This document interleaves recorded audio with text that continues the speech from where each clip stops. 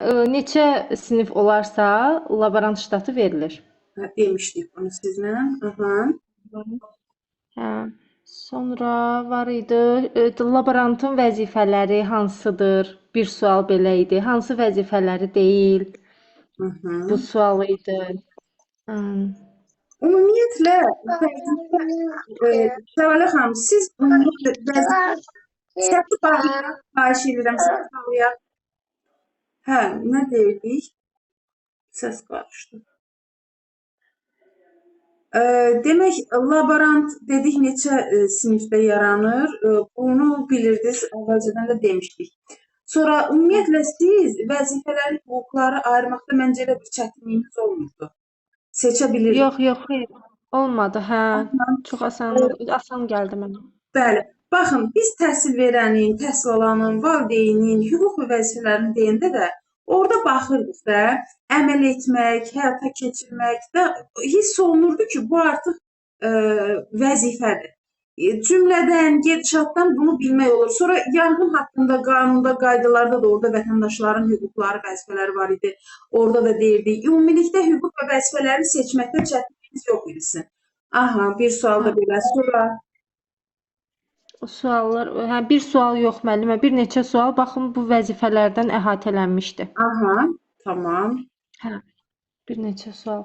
Sonra gözə qələvi idi deyəsən səhv eləmirəmsə, bir də yod ayrı sual kimi düşmüşdü. Yod nə ilə təmizlənər?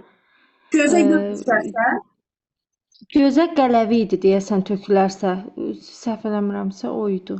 Tökülərsə nə ilə təmizləmək, necə? Yəni bu var idi tək bu su ilə yumaq, var idi su, hansısa maddəni qoymuşdular bundan istifadə eləmək. 30 faizli hansı idi? 30 faizli o peroksiid var, peroks. aha, Onun formulu idi da. Su və 30 faizli ondan. Bir də var idi ki, su, bol su ilə yumaq. Sonra isə 1-2% o məhluldan istifadə eləmək. Mən deyəsən səhv eləmişəm. Bol su götürməli idim sırf. Mən götürdüm 1-2% o peroksi tökürlər axı hər şeyin üstünə ki, qaynatsın, təmizləsin. Onu deyəsən bilmirəm amma bol su, tək suyu götürməli idim müəllimə, yoxsa elə o 1-2 Dərslərdə deyəsən, səhv etmirəmsə. necə? Bir dəfə müəllimə bol su demişdi deyəsən. Bol su ilə yumaq. Aha, Bəli, bol su var idi. O variantda da var idi. Bol su təkdə var idi.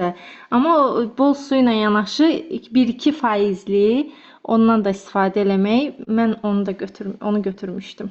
Bilməm amma düz götürdüm, səhv götürdüm. Nə bilim, əslində, sonradan deyəsən. baxın, göz bilirsiniz də, həssasdır.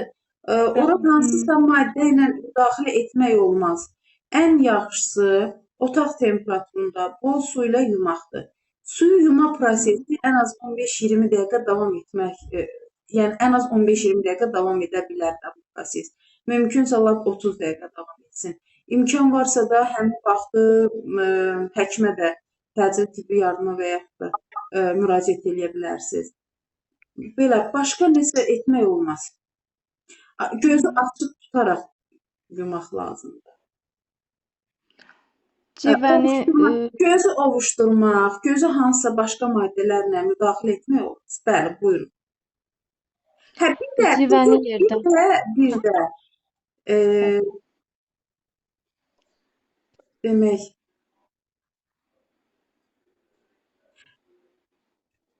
bircə dəqiqə. Natrium xlor, 9% natrium xlor da istifadə oluna bilər. Natrium xlor var idi. Yadımda deyil, yəqin ki olub. Bax, Yox idi məncə. yox Bəlkə də yox idi, yox. Bol su idi variant. Mən sonradan dedim ki, kaş bunu götürəydim.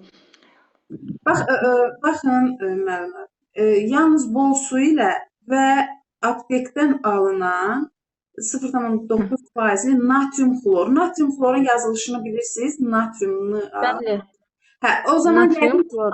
tamam, yəqin ki yox imiş ki, yadınızda deyil. O zaman bu. Ola bilsin. Hə, kimyəvi elementləri tanıyıram belə birləşmələri, qələvləri, turşular.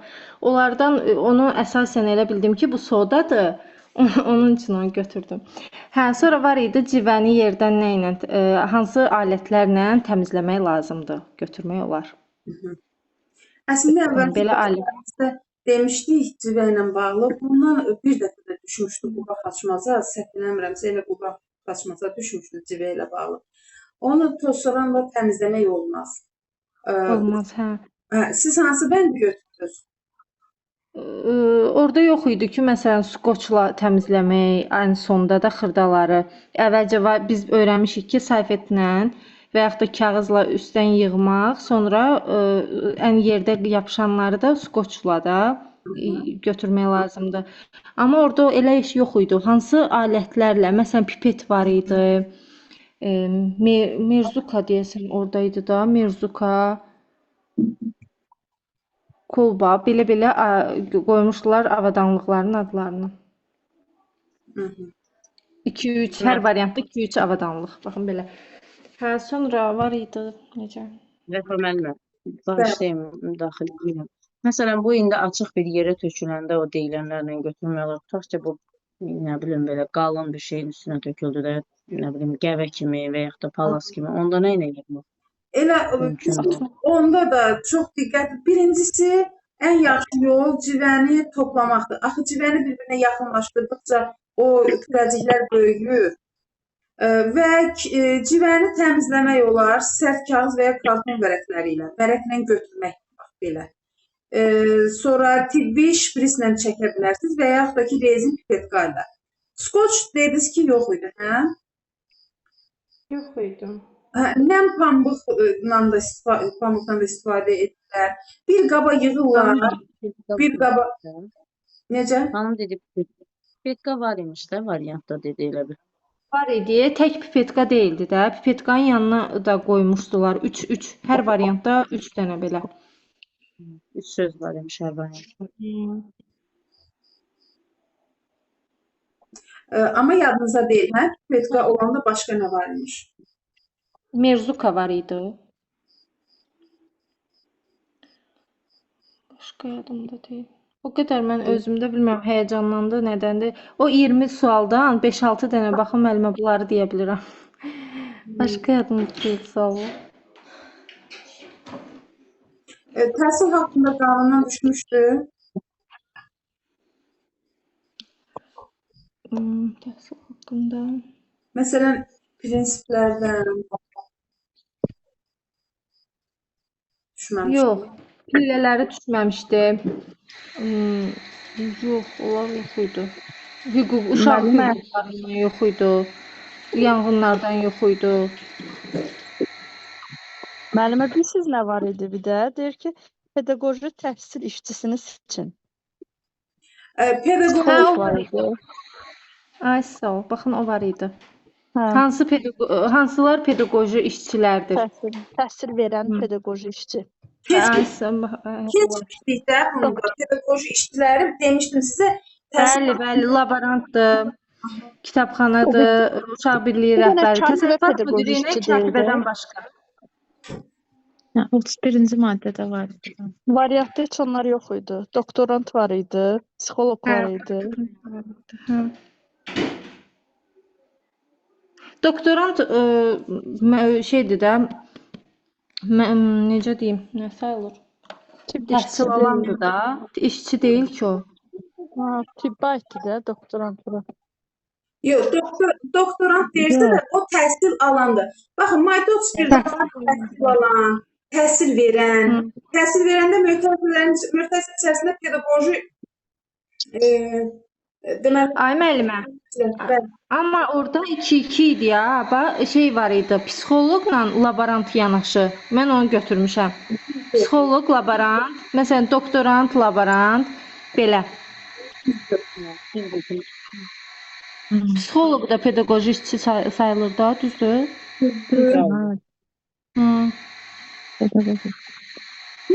Bir dənə pedaqoji işçi yoxlayırlar. Texniki işçi bir dənə katibənin təklifidir. Qalan həbisi işçidir.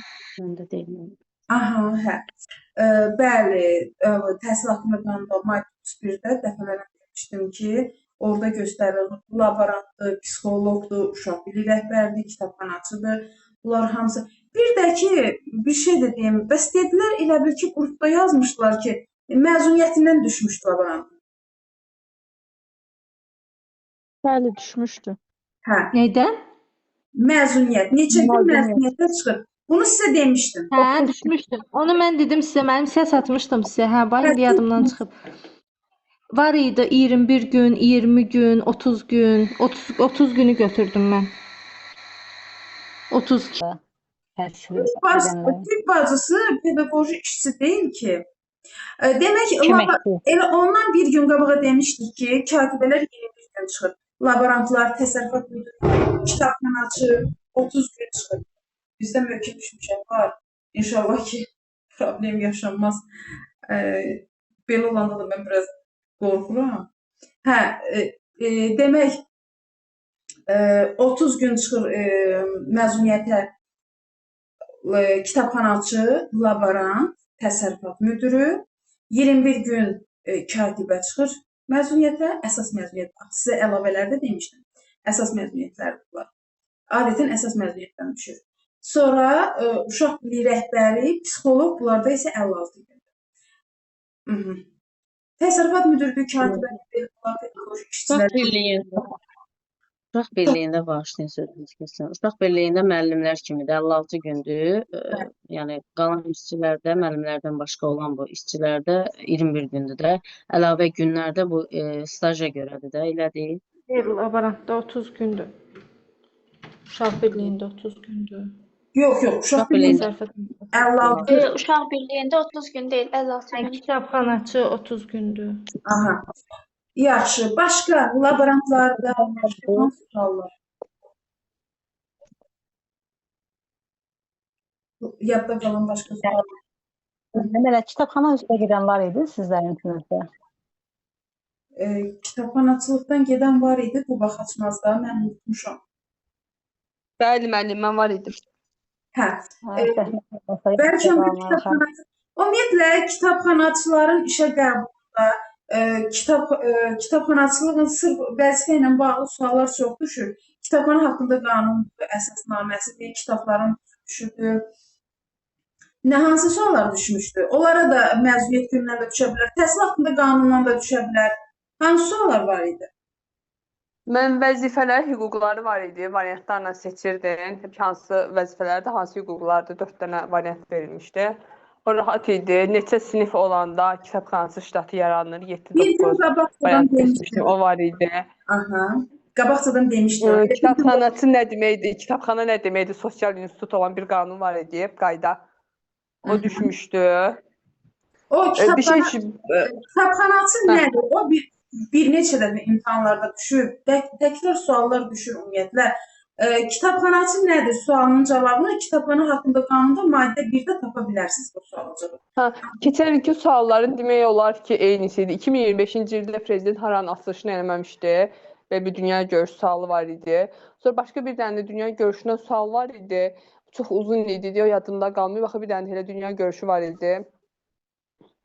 Sonra nə vardı? Hə, bir-iki dənə keçən ildə düşmüş, 3-4 dənə biblioqrafiyadan suallar düşmüşdü. Bir İSB-nın nömrəsi titul vərəqinin harasına yazılır? Belə bir şeydir. Bir İSB-nın nömrəsinin harasına yazılır? Ekranda olurdu, onun üçün rəqəmini səhv etmirəmsə. Hə, bilmirəm. Mən onu titul vərəqinin yuxarı hissəsində seçmişəm. Onları evə gətirməyə qoymurlar. Nəyi? Kitabçanı xeyr, kitabçanı xeyr, gətirmək yox. Hə, Oxu zalı ilə akt zalının fərqi var idi. aha, Bəs müdirlə kitabxana işçisinin imtahanı da fərqlidir. xeyr. Eyni başlamışdı qeydiyyatı. Səhv eləmirəmsə, müdir kitabxanaçı eyni idi. Aha, sonra başqa sual. Əvvəlkilərdə düşmüşdü, əgər kitab yararsız vəziyyətə düşərsə və yaxud itirilərsə ödənilən məbləğ, sonra Eyni şey düşmüşdü. sonra əvəz etmə, hansı kitablarla əvəz etmək olar? Belə suallar yox idi. Bəs təhsil haqqında qanun düşmüşdü? Yox, elə suallar düşməmişdi. Bir kitabxanaya düşmüşdü, bir kitabın əsas qanunlar. Bir biblioqrafiya xidmətindən düşmüşdü. Akt zalına, oxu zalına fərqi düşmüşdü. Kartoçka idi mi? Hə, Nəsə belə bir sual nə üçündür? Belə bir sual var idi. Bir-iki dənə kataloqlardan var idi. Hansı kataloq nə üçündür? aha. Kartoçkalardan isə Yəni nəsə var idi ki, nə üçündür deyə sual öz yadımda qaldı, amma cavabı bu idi ki, kitabların yerini daha rahat tapmaq üçün. Siz bizə PDF atmışdınız, onun altında var idi. Onun sualı düşmüşdü bir. Bir də müəllimə Əmək Məcəlləsinin 68-ci maddəsi, bax o haqqında da O düşmüşdü. keçən də var idi. Keçən 71-ci maddə idi, bu 68-ci maddə idi. 68-ci maddə xitamın əsaslarıdır. Hansı formada? Öyle deyildi ki, 68-ci maddə ilə işdən çıxarılmış və bir işinə xitam verilmiş adam aşağıdakı qanunlarda hansı yoxdur onda elə bir kifayətlə müdiriyyətin dəyişilməsi və variantlar var idi. İş yerinin bağlanması. Hə. Demək, bəndlər göstərilirdi, soruşulurdu ki, bunlardan hansı 68-ci maddəyə aid deyil, hə? Belə bir şey. Hə, bəli, elə idi. Tamam. Sonra məzuniyyət düşməmişdi sizə? Yox, düşməmişdi. Keçələ baxmış, bu rahat idi. Keçələ lap çətin idi. İKTS də rahat idi, bu elə biraz məntiqi də rahat idi. Düzməni Azərbaycan dilindən də düşür. Azərbaycan dili nədir? yox. Yəni dil düşmür. Dillər müdürdə düşür, ona görə soruşdum. Dil qaydaları katibələrdə düşüb bir-iki dəfə, proqramında var idi onlar. Yaxşı, kitabxanaçılıqda bu yanğın haqqında qanun falan heç bir yox idi, hə? Yox müəllim, kitabxana, biblioqrafiya 2 dənə dünya görüş sualı. Aha, tamam. Biblioqrafiyanı, kitabxana uçotunuzadır. PDF atacaqsınız, elə oxuyacaq, yoxsa nətər? Aha, material göndərəcəm. Bəli. Dəfələrlə. Bir də mənim sualım belə idi ki, mənim ixtisasım filologiyadır da, dil ədəbiyyatı. Mən kitabxana müdürü imtahanında işte hazırlaşa bilərəm, yoxsa verə bilmərəm? Hazırlaşa bilərsiniz, amma çox regionda adətən staj tələb olunur kitabxana müdürü üçün. Yox, stajım var da, yəni 12 illik müəllim kimi stajım var. Hə, əlbəttə, çox rahatlıqla iştirak edə bilərsiniz. Sizin növbəti qrupunuz nə vaxt yığılacaq? Mən qoşulum da sizə. Bizim hər ay qruplarımız, yeni qruplarımız başlayır. Amma mən Bakı üzrə iştirak edirəm. Bakıda mümkündür elə də. O açılır da sistem, yəni elə iştirak eləyirik, düzdür? Bəli, bəli. Bakı üçün hələ qeydiyyat yoxdur. İndi yəqin ki, olar. Yaxında İmtahan eyni olur da, yəni suallar səviyyə eynidir, yoxsa fərqli olur? eynidir. Eynidir. Bakıda Məsələn- da biblioqrafiyadan düşmüşdü, kitabxana haqqında qanun düşmüşdü. Demək olar. Məsələn, mənim İKT-dən problemim yoxdur. Çünki bu il magistra girdim deyə, yəni biliklərim var. Amma kitabxanadan, Əmək Məcəlləsindən yoxdur da, onu da sizlə hazırlaşardım. İnşallah. İnşallah. Yaxşı, İKT-dən yeri gəlmişkən hansı suallar yadda qalıb? İKT-ni mən keçmirəm xanımlar. O dərsi mən keçmirəm, amma yenə də burada paylaşın, çünki sonra videomuzdan yararlansınlar, bilsinlər hansı suallar düşür təxmin. Müəllim, üzr istəyirəm. Bir dənə də kitabxanada sual var ki, kitabxanaçı nəyə tabedir də? Məsələn, Təhsil Nazirliyi, nə bilim, hansı quruma tabedir? Baxın, mən sizə elə bir gün Mədəniyyət Nazirliyi, bax belə variantlar var. Yox, baxın, orada direktor falan yox idi. Yox, onlar yox idi. Hə, onda ümumi kitabxanaçılığı soruşur, onlar Mədəniyyət Nazirliyindən. Bir dənə ora. Siz necədir məsələn? Baxın, tabedir deyəndə hansı formada soruşulur tabeliyi? Nazirlər Kabineti bir cavab idi, variant idi. Təhsil Nazirliyi bir variant idi. Mədəniyyət Nazirliyi bir variant idi. Sonra Təhsil Nazirliyi ilə Mədəniyyət Nazirliyi bir variant idi. Yəni Təhsil Nazirliyi ilə Nazirlər Kabineti bir variant idi. Sualı deyin tam olaraq. Sual tam yadımda qalxır. Kitabxanaçı nəyə tabedir? Hansı quruma tabedir? Belə bir şey var. Belə deyək. Kitabxanaçı olmaz müəllimə. Kitabxanaçılıq yox, kitabxanaçı yox. Dem kimi ifadə edim. Benim variantlarını təmin Kitabxanalar, kitabxanalar yəqin soruşar ki, hara quruma aiddir. Olar. yəqin ki, hansı qurumda Orta məktəbinki Təhsil Nazirliyinə aiddir. Belə amma Dövlət Kitabxanaları Mədəniyyət Nazirliyinə bildiyim belədir. Nə seçmiş? O variantı seçmiş. Hə, başlığı Təhsil demək, başlığı düzgün demək çox vacibdir. Çünki Yadda qalmır. hə, əgər kitabxanalar hansı qurumlara tabe edilsə, bəli, Mədəniyyət Nazirliyinə kütləvi kitabxana, ölkədəki kütləvi kitabxanaların böyük əksəriyyəti Mədəniyyət Nazirliyinə tabedir. Bir də Elm və Təhsil Nazirliyinə tabedir, hansı ki, onlar da məktəblərdə olan kitabxanalardan gedir söhbət. Bir də müəllim depozitar kitabxanaları soruşurdu. Depozitor hər dəfə düşür. Az istifadə olunan, amma şeydir, əhəmiyyəti olan, elmi əhəmiyyəti olan. O da var. Bax, məsələn, Azərbaycan Milli Elmlər Akademiyasının nəzdində fəaliyyət göstərən kitabxana, yəni Mərkəzi Elmi Kitabxana, demək ki, Milli Elmlər Akademiyasına tabedir. Sonra bayaq dediyimiz kimi məktəblərdə, təhsil müəssisələrində olanlar, kolleclərdə, peşə məktəblərində, universitetlərdə olan kitabxanalar Elm və Təhsil Nazirliyinə tabedir. Sonra başqa nazirliklərdə də, başqa qurumların da tabelili kitabxanalar ola bilər. Onlar da hər qurumlara tabedir. Amma kütləvi olaraq, kütləvidən danışsaq, tabedir Elm və Təhsil Nazirliyinə, bir də Mədəniyyət Nazirliyinə. Aha, başqa.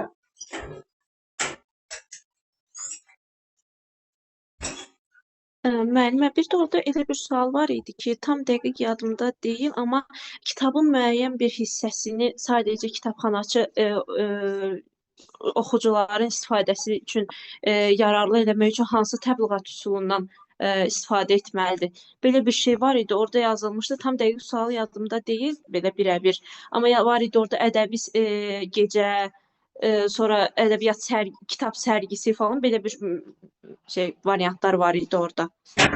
Biz yeni çıxan kitabları necə oxucularla tanış eləmək olardı? Buna oxşar bir şeydir, sual. Yəni müəyyən bir hissəsini, sırf kitabdan müəyyən bir hissəsini, yəni oxuculara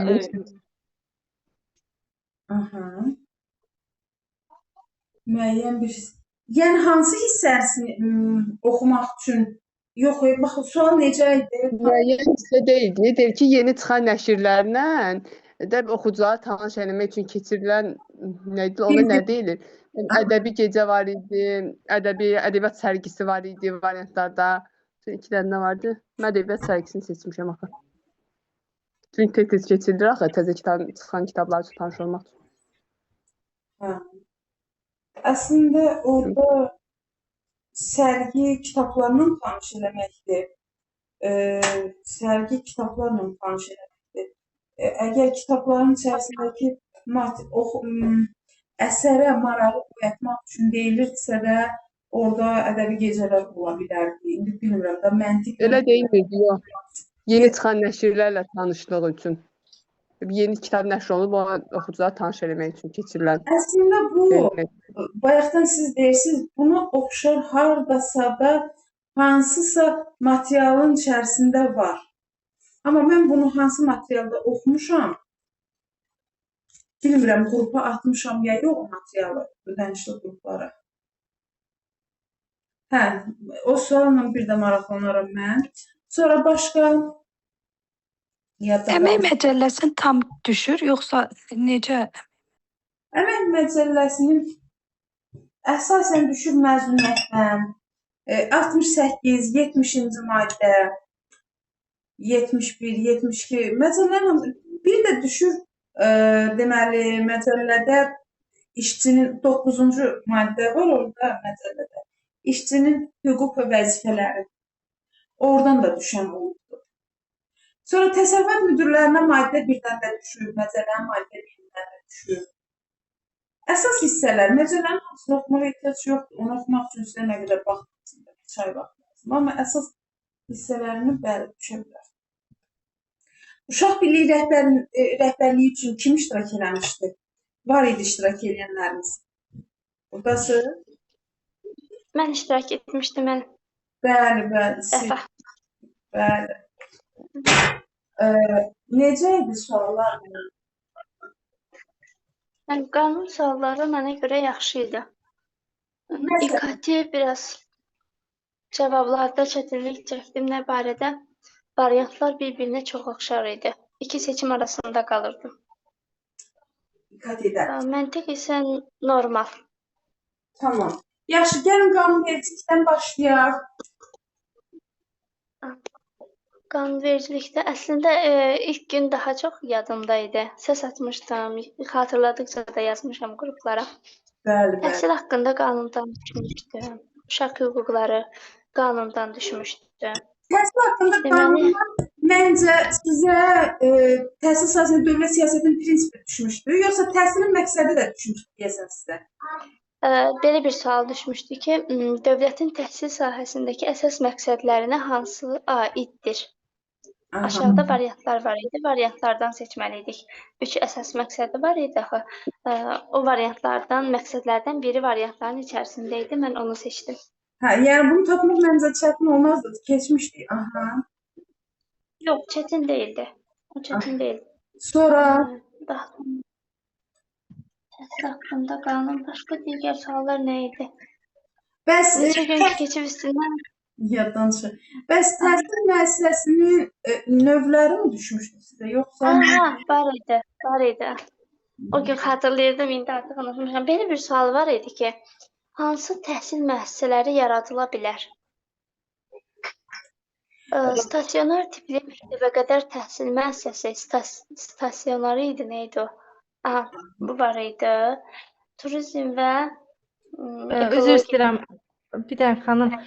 Mənim də yadıma düşdü, o stasionar dediniz. Təhsilin hansı təhsilin formasıdır idi, yoxsa deyəsəm təhsilin formasıdır, hansılar?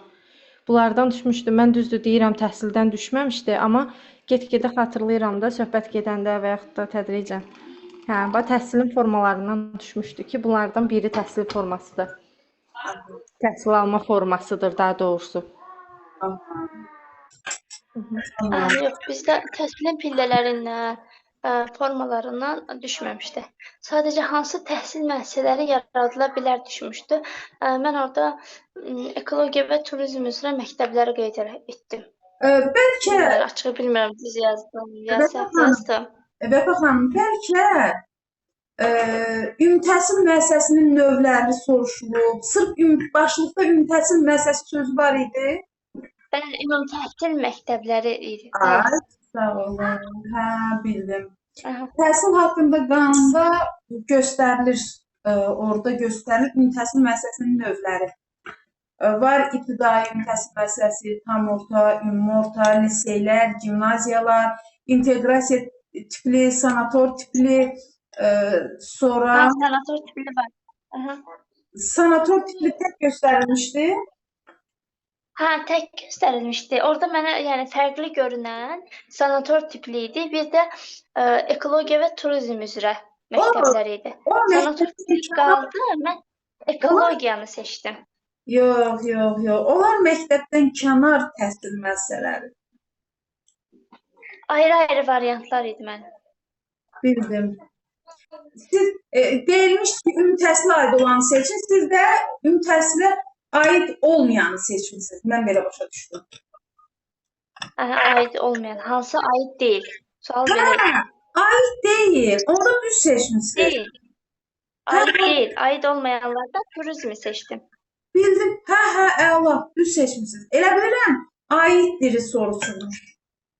Yox, xeyr. Aid idi variantlar. Deyirəm də iki variant fərqli gəldi. Sanator tipli və nə idi? Turizm məktəbləri. Mən sanator tipli qaldı. Turizm məktəblərini seçdim ki, o aid deyil. Hə, biz dərslərimizdə demişdik də sanator tipli sanator tipli məktəblər var demişdik əslində.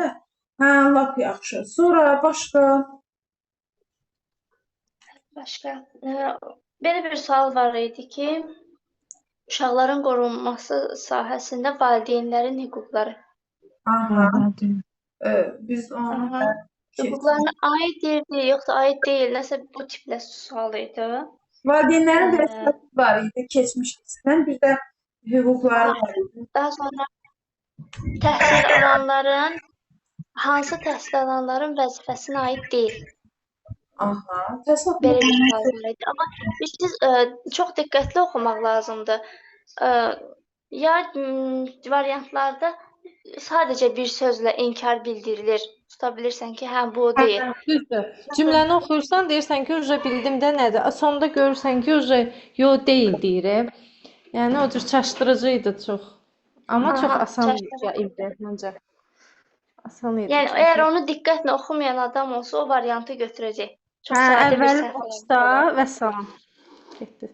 Mən dönə-dönə oxudum. Hətta bir dəfə nişanladım, karandaşla sonra yenidən yenə baxdım təhsil haqqında, yəni suallara qanunda. Məndə bir Çaşdırıcı müəllim idi. problem var ki, mən kodlaşdıranda həmişə heç nişanlamıram da o iş vərəqinə. Kodlaşdırıram. Cavabı bilirəm, kodlaşdırıram. Ona görə o heysləndim ki, o gözə tökülən tək suyu götürməmişdim də. Su şey də götürmüşəm o hidrogen Konvensiyadan peroksid. düşmüşdü suallardan. Konvensiyadan belə bir şey var idi ki, konvensiyanın pozulmasına dair, yoxsa ona nəzarətə dair Azərbaycanda nəzarətə hansı orqan həyata keçirir? Mən birinci ombudsman fikirləşdim. Daha sonra nəzərə aldım ki, o ümumi nəzarət edir də, tək uşaqlar deyil, böyüklərin də yəni hüquqlarına nəzarət edir. Qadın və uşaq hüquqlarını seçdim. Nə idi? Ailə, qadın və uşaq problemləri üzrə dövlət komitəsi. Onu qeyd elədim.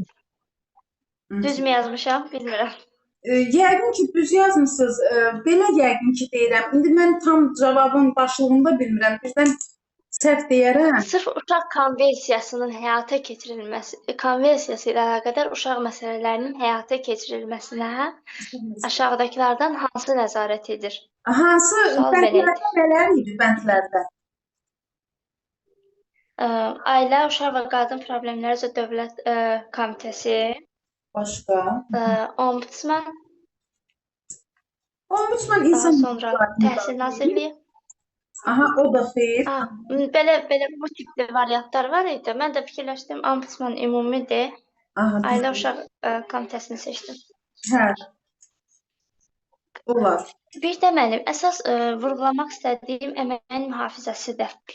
Biz yanğından keçdik, balondan keçdik. Yəni sırf əməyin mühafizəsi xidməti. Aha. Yəni bu ad altında 3 sual düşmüşdü.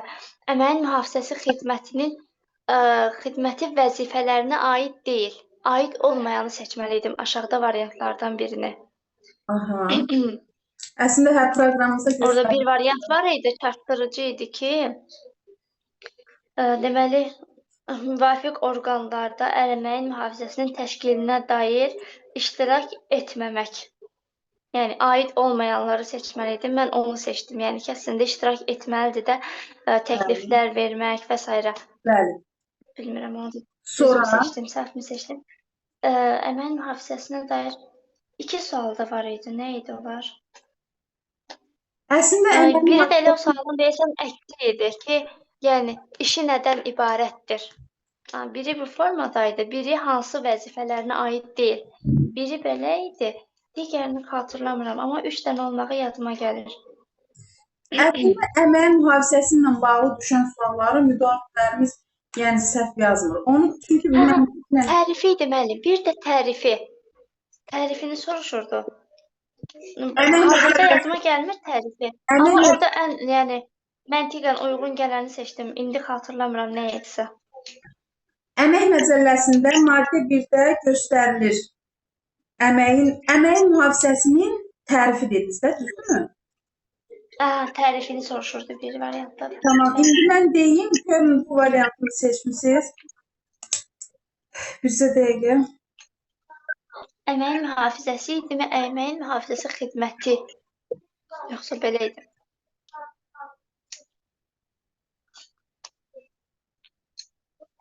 Əməyin mühafizəsi tərifi belədir. İşçilərin təhlükəsiz və sağlam şəraitdə işləmək hüququnu təmin etmək məqsədi ilə bu məcəllədə və digər normativ hüquqi aktlarda, habelə kollektiv müqavilələrdə, sazişlərdə əmək müqavilələrində nəzərdə tutulan texniki təhlükəsizlik, sanitariya, gigiyena, müalicə profilaktika tədbirləri, normaları və standartları sistemidir.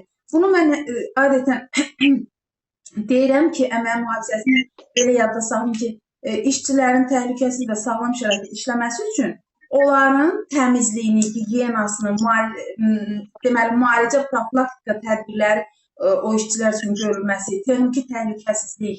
Bax, bunun hamısı əmək mühafizəsinə daxildir.